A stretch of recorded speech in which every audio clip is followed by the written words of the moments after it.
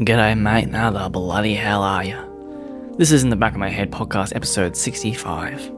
It's a semi-regular weekly journal / podcast where I just rant and rave, carry on like a lunatic, like a raging dickhead, talking about creativity, trying to get thoughts out from the back of my head and into a hot mic so that I can make sense of them.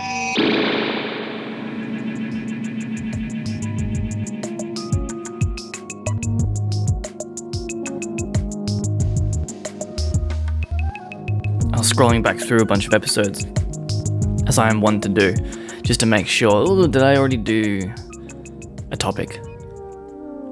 Which the answer is always yes, but slightly different. When you're carrying on and you're not doing too much planning or scripting, then of course you're going to repeat yourself. But it got me thinking about iteration and the long journey of learning how to actually do a thing, learning the process of collaborating with your own head rather than just building up the skills, the tool set to actually make a piece, is actually the process of learning how your brain works and finding the processes that it needs to craft a path forward. Because I've been having some chats with some mates recently over a pint, talking about how do you schedule your time. It was a question. One of them was a question to me. How do you schedule your time? How do you stay on top of doing lots of stuff? And then the other person was asking more about like, how do I actually get across the finish line? Or how do I start? And clearly it's probably the most common question that anyone doing any creative endeavor or just any project in general is asking themselves, because there is a absolute ocean of content around this. This has become quite a popular format, quite a popular medium of just any creative, any creative, regardless of status, regardless of audience size, regardless of anything, has a YouTube channel or a podcast. Much like this one. Not unique or special. As I keep trying to remind myself, the purpose behind such a thing is that iteration. It is that doing the same thing again and again and again. It is slowly chipping away. It is slowly recalibrating as new data rolls in. This is the recalibration. This is taking a jumble of thoughts and putting it out there into a thing, into a format, so that at the end, yeah, okay, cool. I now have a bit of a perspective on what all that actually was. How does that actually all intertwine with one another? How does that actually all work? Be that some thoughts or be it the actual project itself. For example, of this podcast. This podcast as a project in itself, regardless of the purpose behind doing it, as a journal, as a place to get some thoughts out. As a project, as an actual product, obviously it starts in a raw format. Started in just audio format and then moved on to video. I went on a journey of different microphones and different ideas of setting until I landed back into this setting, which is nice and simple because it's at the desk. It takes me all of 2 minutes to get set up. I make myself a coffee. That's good to go. And it's been lovely to start here, but it took iteration to get here.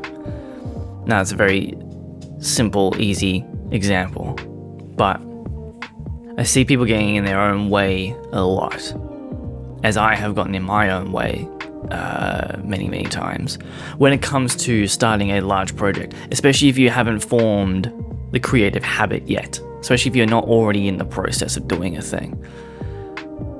I feel very fortunate that my brain has taken me in the path of repeating the same projects or very similar projects and iterating on them each time.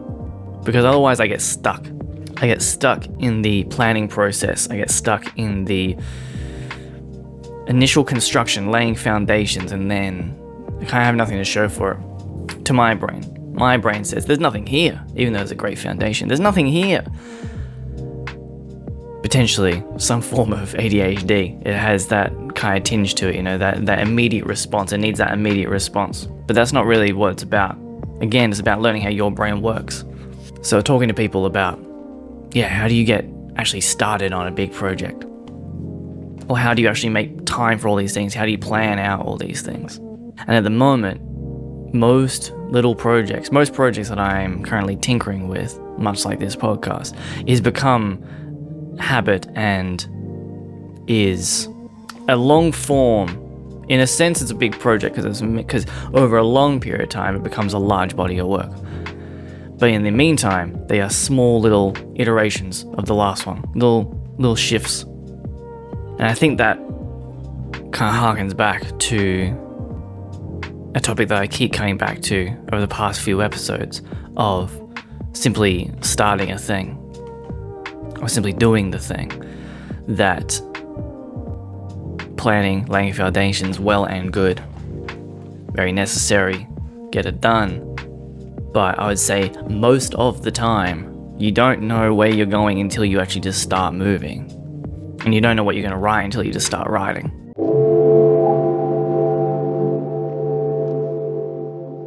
So I've got some thoughts on time organization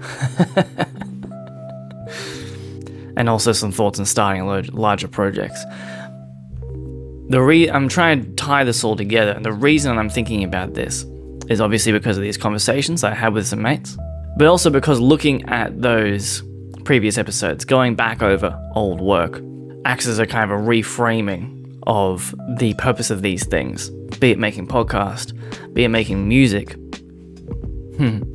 Because all these little projects, the podcast, every bit of music I've ever written, any poetry I've put out, anything, any yada yada yada, is all accumulating to be a bigger project.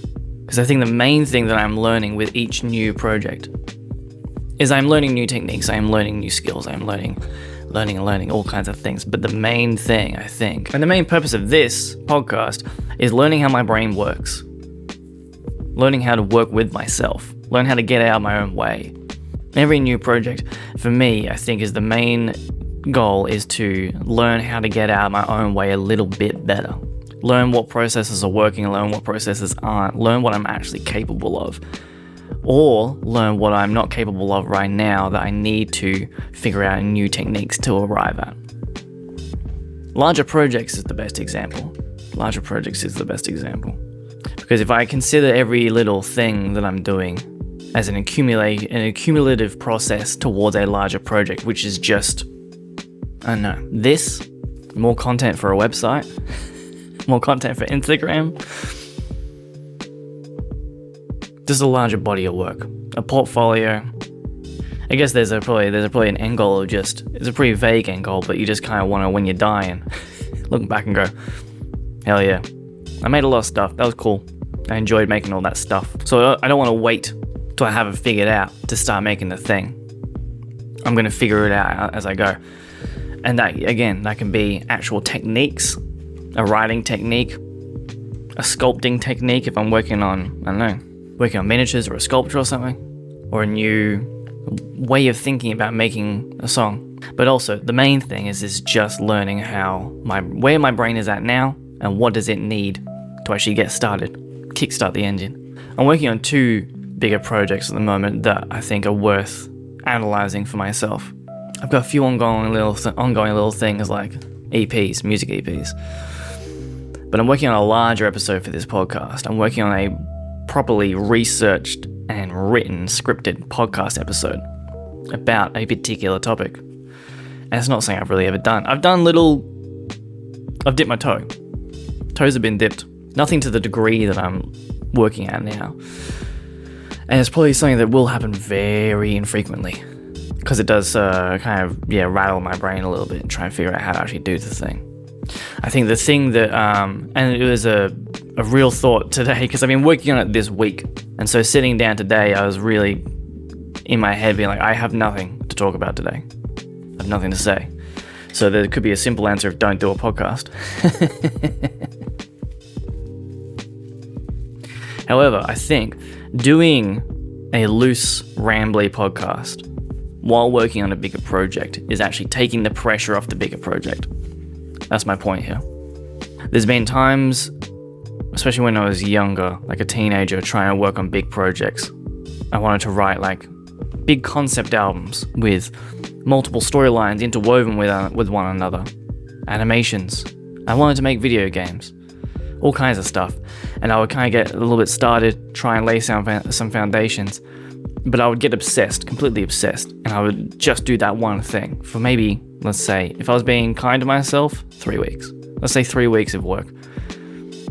And I've never been one to have much of a job, so 3 weeks of work is probably quite a number of hours. And then I think I would get to the end of 3 weeks and I'd go, what do I actually have to show for myself here? What is this? And I would just get bored. I'll just get distracted, move on to the next thing, and that thing would die. Now I'm in a really nice place of having lots of little things happening along that I can keep going. I can keep my brain in that routine, keep my brain ticking along creatively. And then when it's time to work on the bigger project, there's no pressure on it. There's no timeline. I don't need to get that video done at any particular point. My only concern, I've not seen anyone do this topic before on YouTube, and I've looked around for it, so I do want to get it out. I don't think it's at risk of being taken. It's probably not at a high chance of being seen anyway, so who gives a shit? But for myself, there is no timeline, there is no real schedule to it. And so putting out like a more rambly, just relaxed, chill podcast episode takes that pressure off, is really nice for it. And then the other one, funnily enough, is video games. A mate of mine approached me recently and said, hey, do you want to make video games? I don't know if that's something you'd be into. And I said, mate, it's literally my biggest dream. But I don't know where to start, because such a large project, building such a large project is terribly daunting to me. The largest projects that I kind of put together are like albums. But even then, it's lots of little pieces built without the intent of making a larger thing. I'm just making stuff. I'm just making songs. And then at a certain point, you're like, oh, I actually think I have an album here. Which is funny because it's the same process. You're still making lots of little pieces that accumulate into a larger project. But I think because you don't have that vision of the larger project at the very start, it's a lot less daunting. So you do just get to enjoy the little rewards of, oh, here's a song, you know? Whereas with a video game, I mean, there will be moments of like getting to write a particular piece of dialogue or a particular storyline, bit of lore, doing a character design, doing a level design, what have you. There'll be little mini rewards. But it's also a project that will require insane levels of patience before anything is showable, anything is presentable to anyone. Probably great.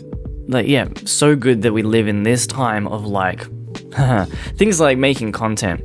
Things like making content on one hand is, we've spoken about this, but like is really toxic to creative projects when it kind of dwindles the quality because you're thinking about just putting it on a platform. Making music, a lot of people think about, yeah, but how is this going to slap on TikTok? And in some regards, that is, you know, unhealthy.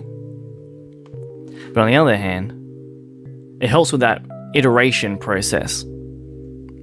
It allows those things to be where they were perhaps once quite a grand thing to do. Writing a song is not a grand thing to do, but if you look at the release cycle of like a major artist and like they got a new single out and there's a whole fucking publicity campaign for it, yada yada, then you'd look at that and go, wow, they put out a single. That's crazy. That's huge. A lot of pressure. Whereas if you're making music for TikTok, then you're like, here's today's thing. Here's today's little song. Tomorrow, I'll have another little song. And the day after, I'll have another little song. And the day after that, I got another little song. Da-da-da, another little song. And I see that in the world of like indie game development, that everyone so many people, at least not everyone, so many people who are making video games then get to also do development logs or live streams or posting on Instagram, like, here's some of the art that we're working on, you know, stuff like that.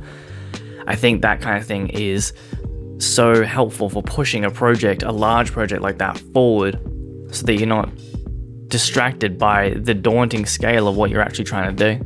I think just getting started with little things is such a surefire way of keeping yourself moving forward. and taking the pressure off these things. These platforms also allow you to put out the same thing again and again and again. And in fact, it's actually expected a lot of the time. If you follow an account on Instagram or TikTok, especially I would say TikTok, you'll find someone that does a thing. They do a very particular thing and you go, I like that thing. And then they just do that every day and you go, I still like this thing. This is the thing that I came here for, and they keep doing the thing. Fantastic. I don't think there is a recipe for longevity there. I don't think you're going to keep your own creative interest up. But in terms of chipping away at a project in more incremental stages, rather than just perfecting it, it's great for that. It's great for that. You see someone start out just doing little doodles, and you're like, oh, cool, I like your little drawings, mate. And then they start doing subtle animations, you go, cool, so sweet. And then it gets full blown into, like, they go down the animation rabbit hole, and they become an animator. But kind of just chiseling away at home can be a little bit unrewarding for certain brains. And that's what I'm talking about. At the core of it all is, how is your brain working? What is your brain doing? What does it need? You gotta work with your brain. And as I said, this kind of content, like creatives trying to help each other figure out the best ways to organize themselves, organize their times, organize their brains, figure out how to be the most productive creatives, not with the goal, I hope, to just be productive for the sake of productive, but to make yourself happy, to enjoy the process, to get out of your own way, to just get from point A, which is nothing, to point B, having done something. Nice and simple, which is just getting out of your own way. And when there is an ocean of content around this. And I think that's simply suggesting that there is no one size fits all. It is a slow process, perhaps, to figure out how your brain works. I think that's important. I think that, like, you see people who get really successful really quickly, or really good at a thing really, really quickly. And I've gotten down on myself so much for that, when I feel like I am not that kind of person. I'm a slow burn, in it for the long haul. I don't know if I've really made a good project yet. And I don't mean that ever to be down on myself. I just mean, like, I have it in my head, there's a scale that I haven't quite hit yet, a scale of a project I haven't quite hit. And it's not, I think it's mainly due to I haven't figured out how to trick my brain into doing that yet. I haven't figured out that process yet. I'm excited about working on video games now because I really want to teach myself that. I really want to teach myself how to lay the foundations, do the planning, and follow through on a larger project. Not these little tiny iterations that come together, even though it's the same thing.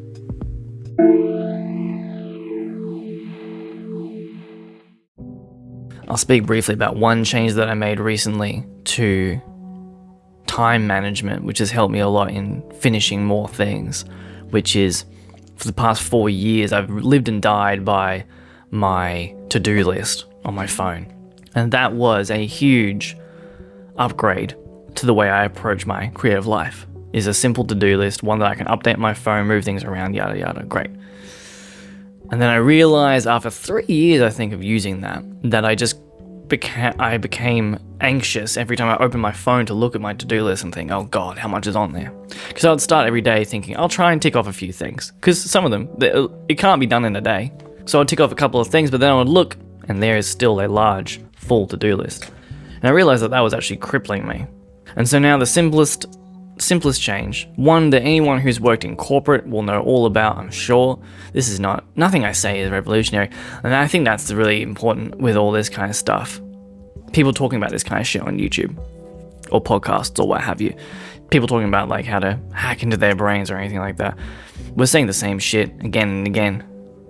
For millennia, people have been trying to figure out, obviously, how does their brain work? How's their brains working? How can they be more productive as creatives? Or just more productive in general, or do whatever. Self-help, it's self-help. There's no answer. There's no actual final answer except for the one you arrive at. And it will be changing, ever changing. And so this is nothing crazy, but yeah, Simply now, I start my week by sitting down with the things that I want to do, and I put them in my calendar. I time block it out. I actually give myself, okay, I think that's going to take 4 hours. I'll give myself 5. And now I can actually fill my week with all these tasks, and I look at that and go, okay, that's actually manageable. I can ignore the to-do list now. I'm just doing these things. That's been really good. It makes me more kind to myself and my time for how long things actually take. And it also means that when it comes to time to sit down and do a thing, I'm like, what am I going to do today? I already decided.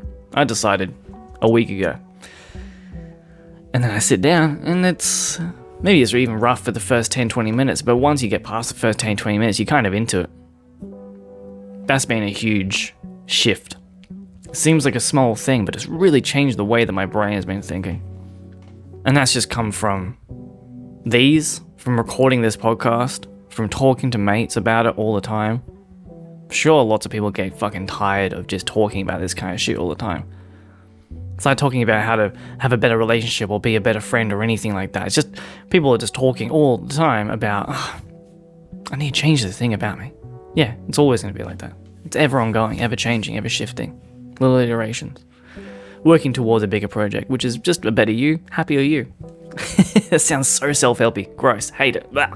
Not what I'm trying to say. I say everything I say to just try and take the pressure off. Underlying theme of everything that I say in these, to myself and to anyone who listens, is just chill the fuck out. Chill the fuck out. There's no answers. There's no final answers, man. Just keep going. Keep going. Keep working at it. It's all fun. It's all sweet. Don't worry about it. I'm going to leave it there. This is quite a ramble. Let's see if I can edit this down to something reasonable. This is In the Back of My Head podcast, episode 65. If you fuck with what I'm doing, you can throw me a couple of bucks on Patreon. Otherwise, just like and comment, yada yada. These rambly ones, I never know. I never know if they're good. But people are always like, oh, that was the best one. The ones that I don't plan, those are the ones that people are like, yeah, that was good. Fuck you. I bet the one that I'm working on, the big planned one, the big scripted one with a massive theme, I bet that'll be the one everyone's like, bit of a miss, mate.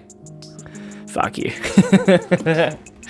Hey, In the Back of My Head podcast, I love you very much. I'll talk to you next week.